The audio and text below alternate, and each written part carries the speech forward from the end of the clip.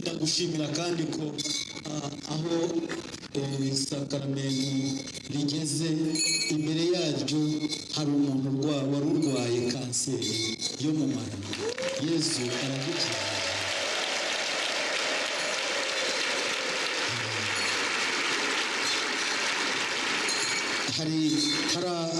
hari abandi bantu Yesu yakijije igihe Yesu yatambagiraga. Yakijije umuvandimwe uri hano wari ufite ibihaha, uruhande rumwe rwaratangiye kuzamo amazi.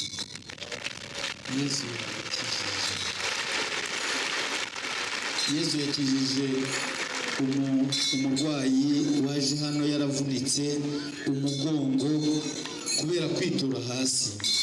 Yituye hasi avunika umugongo, ariko yarivuje, ariko ntacyo byari byarakumariye.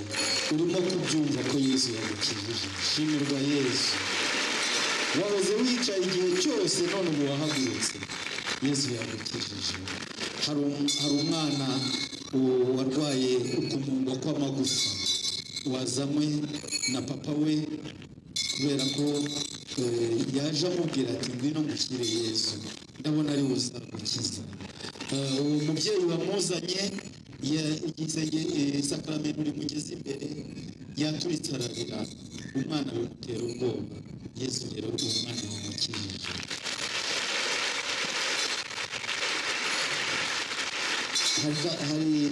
Hano Yesu yatanze urubyaro ku bantu benshi. Yatanze urubyaro ku bantu benshi. Ntabwo tuvuga ngo abamaze imyaka iyi n'iyi, abamaze imyaka iyi n'iyi, ariko Yesu yatanze urubyaro ku bantu benshi, kandi hari n'impamvu yakijije zatumaga abantu batabyara. Ibibyimba byo mu nda, imihango idashira, ndetse n'abagabo batari bifitemo intanga zifite ubushobozi bwo kubyara. Yesu yatanze urubyaro ku bantu benshi.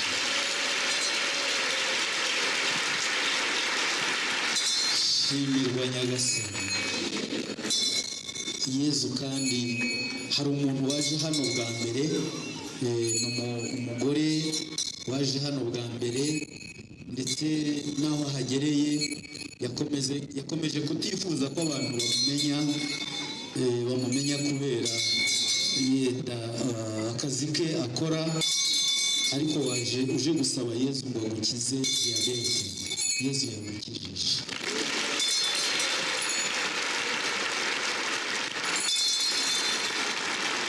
Hari kandi hano hari umubyeyi warwaye kanseri, wari ufite kanseri yo ku nkondo y'umura. Yesu yamukijije.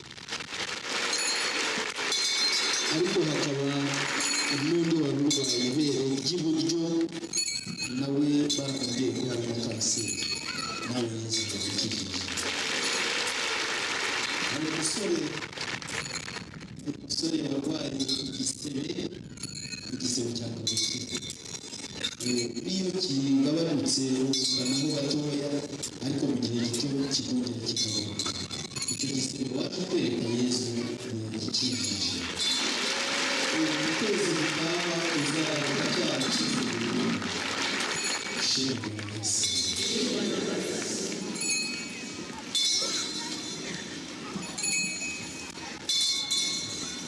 Mwiza Yesu, kugira neza, ntabwo natuba kutugirira neza. Kuko wanyuraga ahantu hose ukagira neza, natwe nibwo uri kutugirira neza. Shimirwe Yesu. Ndagushimira Nyagasani. Umugabo uri hano wagejeje uburwayi bwa hemorroide, ariko akakubwiye ko uzabagwa, wari waragize ubwoba, wari wanze gutakamira Yesu. Yesu yamukijije. Ububabare wahoranaga ukakubwira. Shimirwe Yesu. Nyagasani Yesu kandi yakijije umukobwa uri hano, yahoranaga uburwayi bwo kubura amaraso, kenshi akajya mu bitaro bakabura ikibitera. Nyagasani Yesu yamukijije. Shimirwe Yesu.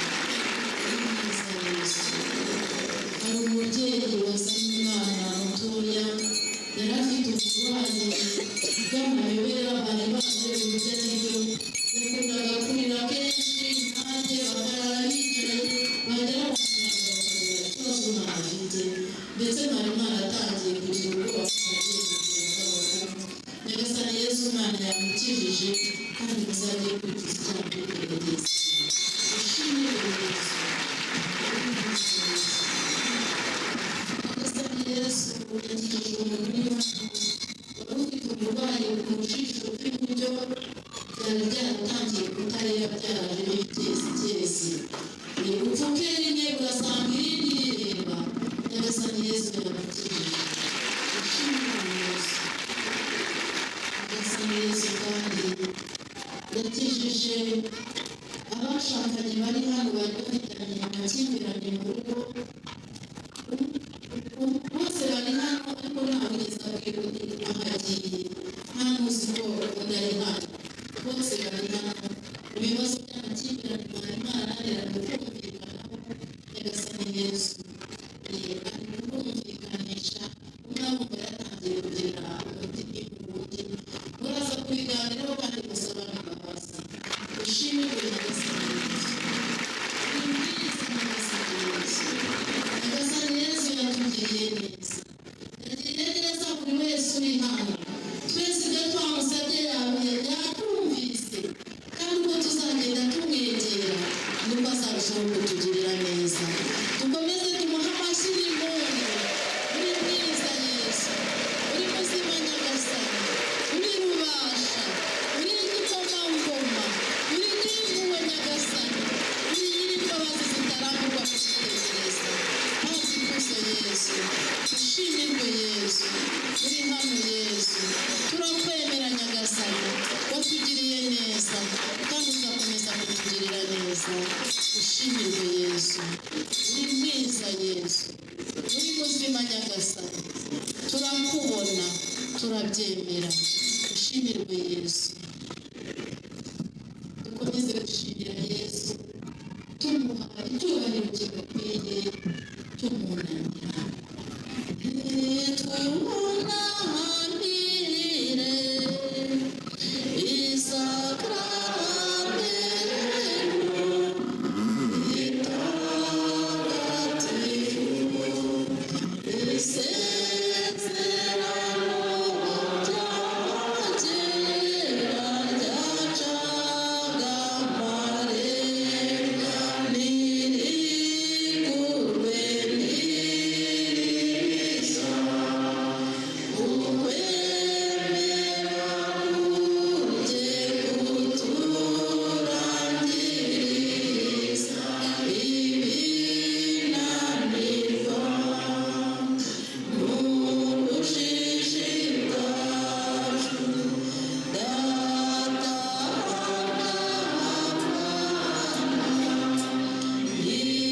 nibasingizwe, nibashimwe,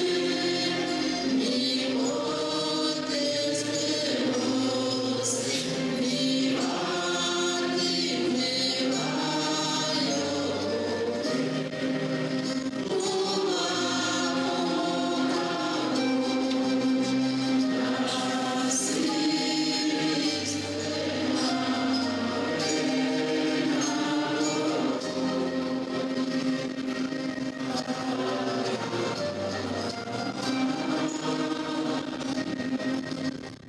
waduhaye umugati wo mu ijuru,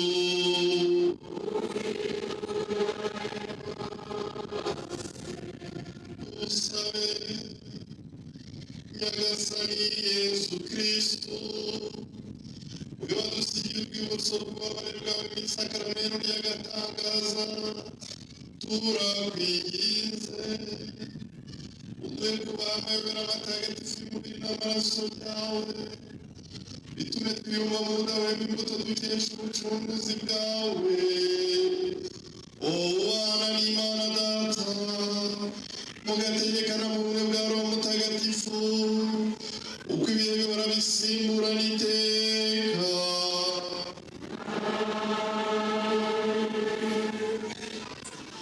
Nihasingizwe Imana,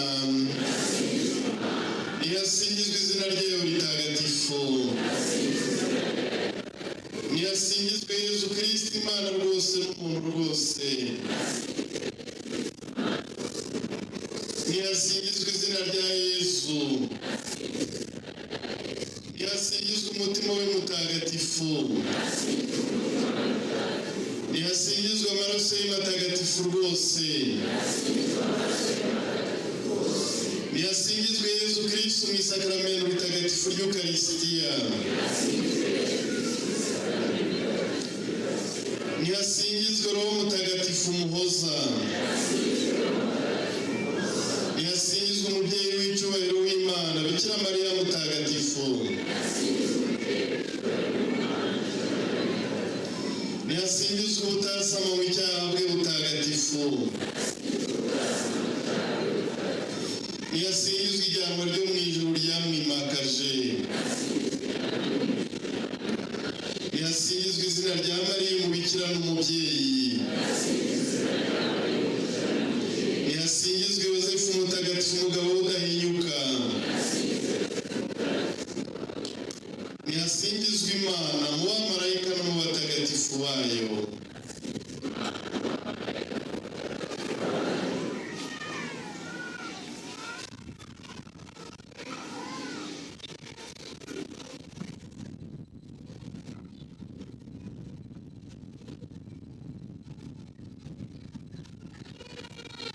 Bazanye amazi, ibikoresho by'ubuyoboke, nibwo tugiye kubivugisha.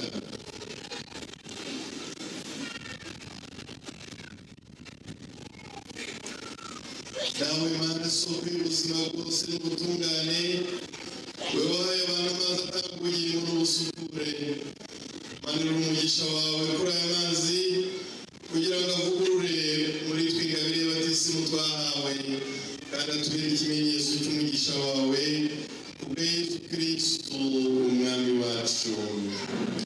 Uragasingizwa nyagasani w'isoko y'imigisha yose, unezezwa n'ubuyoboke bw'abakwemera, ukareba n'impuhwe w'abagaragu bawe, umva n'impuhwe amasengesho yacu, umugisha ibikoresho by'ubuyoboke, maze mu gihe babikoresha babyambaye babireba cyangwa se babyifashisha basenga, barushaho gusa na Yesu umwana wawe ukunda, we mubana mugategekana iteka ryose.